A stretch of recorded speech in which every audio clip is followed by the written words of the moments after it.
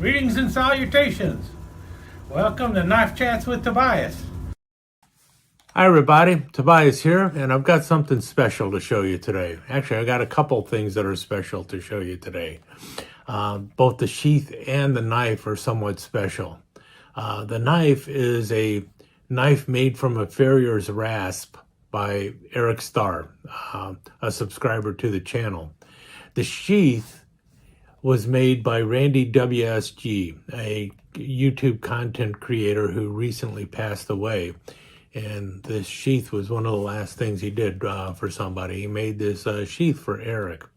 When Randy reviewed the knife, he made this sheath at the same time, basically. And it's interesting. It's nicely stitched, and then you've got rivets also holding the leather sheath in place. And if you notice the alignment of the rivets, it looks like they're off, but the reason the rivets are done that way is because they actually act as the retaining portion on the sheath. So they hold the knife in place there, and it's pretty snug. So he did a really good job with that. And if you notice also, there are like red flaming skulls all through this sheath, and then it's dyed black around that. So it's kind of an interesting looking sheath all around. Nicely stitched and riveted. You got a nice substantial belt loop going on there too. And like I mentioned, this is a leather sheath, so it's pretty cool. And it takes a little bit of a pull to get the knife out, but let's get it out. There we go. And like I mentioned, this is made from a Farrier's Rasp.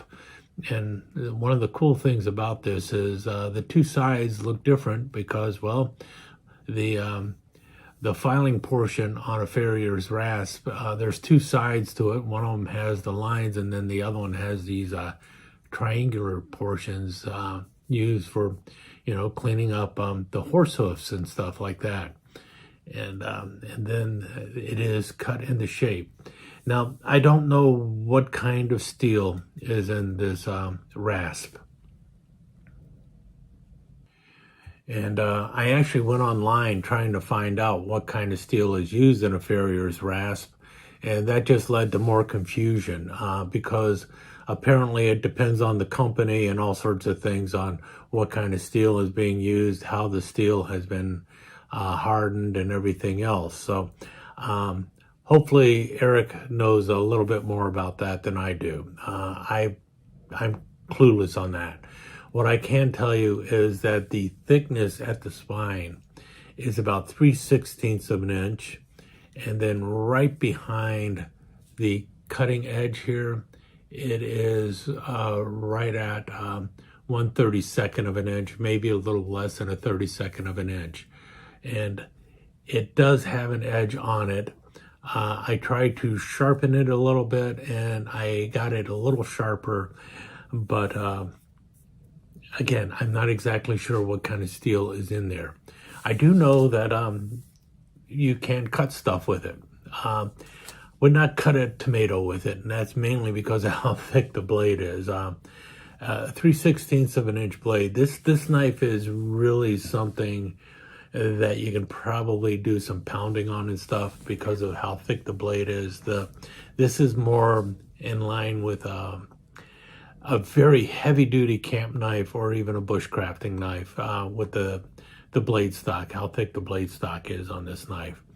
What I like about it is the forward choil on the in front of the guard here. That is very comfortable. You got a nice little thumb ramp here, and when you get your hand in that forward choil, yeah, that is a very comfortable grab on there. It's also comfortable back here, but I start running out of handle back here.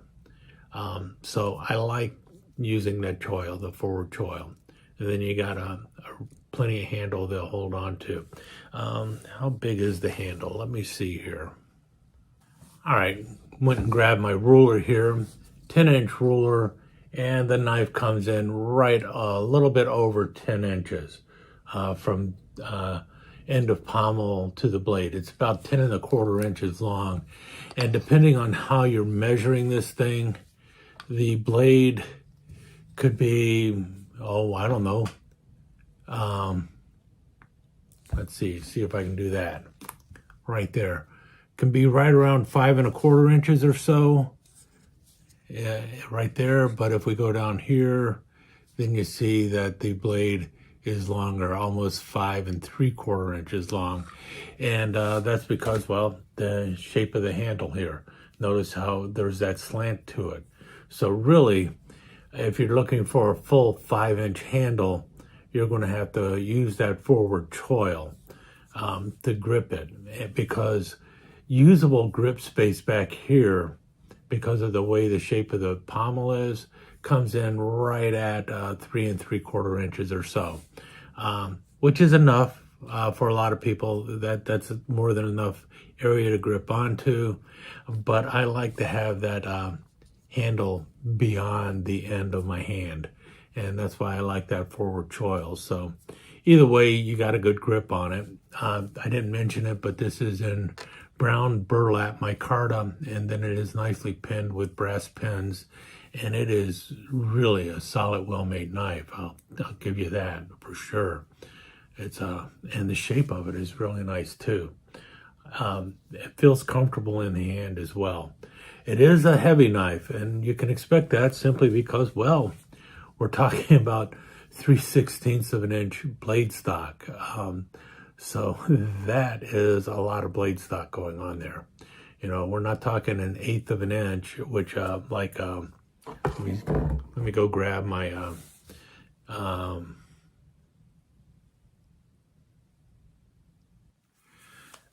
SEJG5. That's what I was trying to say. But so here we have the SEJG5. You can see the blade stock there. Looky here. See the difference there? And this is like 1/8 inch. This is 3/16 inch. You can kind of see the difference in that blade stock, how thick it is. Also, if you notice with the SE, it does a similar way of hanging into the, keeping that blade stock thick all the way out to the tip, which this knife does as well. It doesn't start to thin until very near the tip here. And because of that, we're talking about a pretty strong piercing tip. However, because, again, a 3/16 inch blade stock means there's a lot more steel behind this tip, so it probably will not pierce nearly as effectively as a knife that is about 1/8 inch thick, simply because, well, less resistance with a slimmer blade. Where this is going to shine, though, is the fact that you can do some batoning with it, and you do have that nice strong spine going there. But that strong spine comes with the downside of a heavier knife in general. This is a much heavier knife than, say, this knife. And also, again, that comes down to blade stock. The knife does have a full flat grind. At least that's what it feels like to me. It feels like a full flat grind. And you're going from 3/16 inch down to 1/32 inch. So it is a nice smooth drop all the way down to that.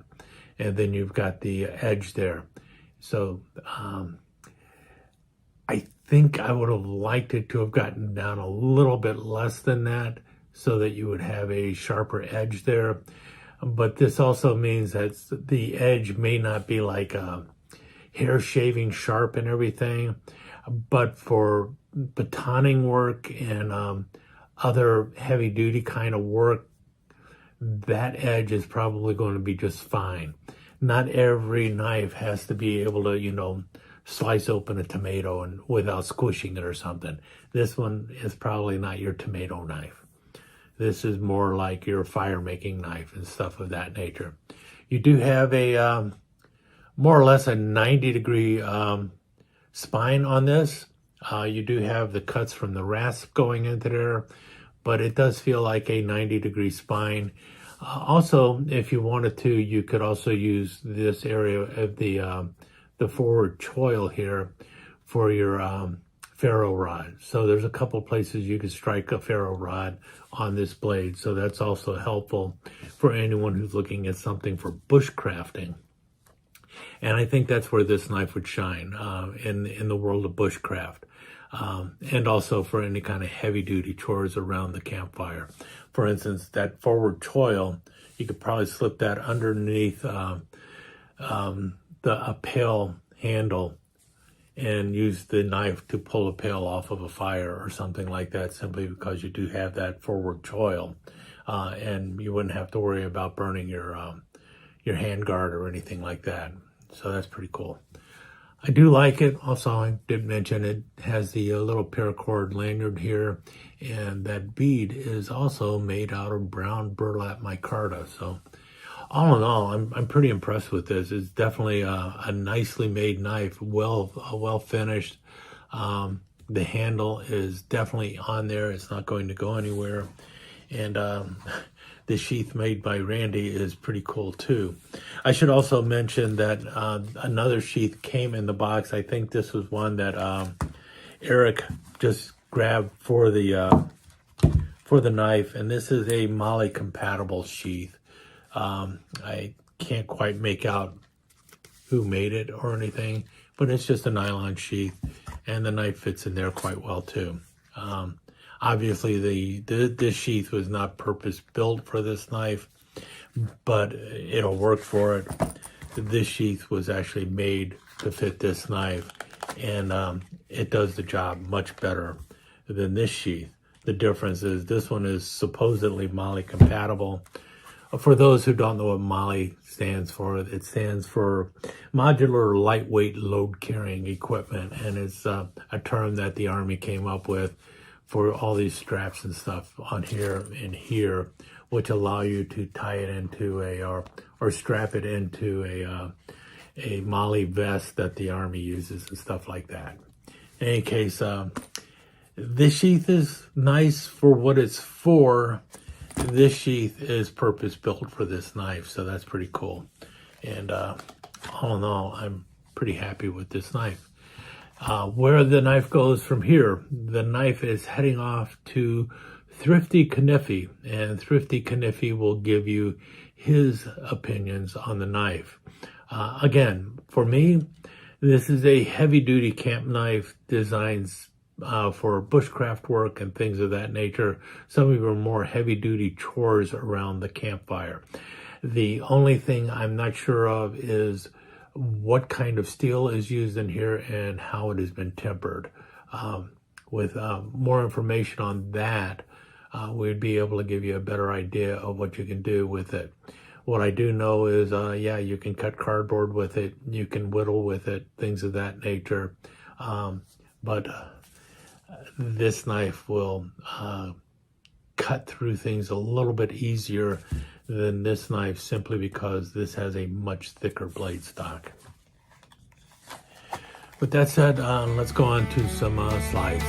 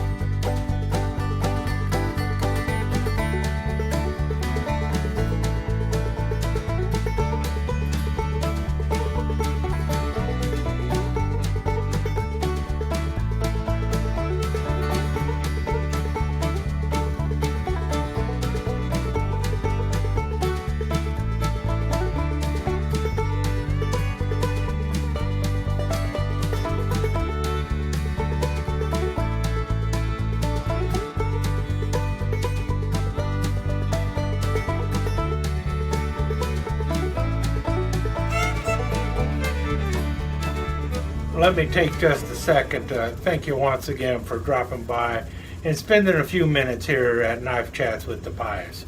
I really do appreciate it, and I do appreciate any comments that you leave. So please remember to give me that thumbs up, and also don't forget to subscribe and ring that notification bell so you'll know when the next episode is up and running. Thanks again for dropping by. Really do appreciate your time here.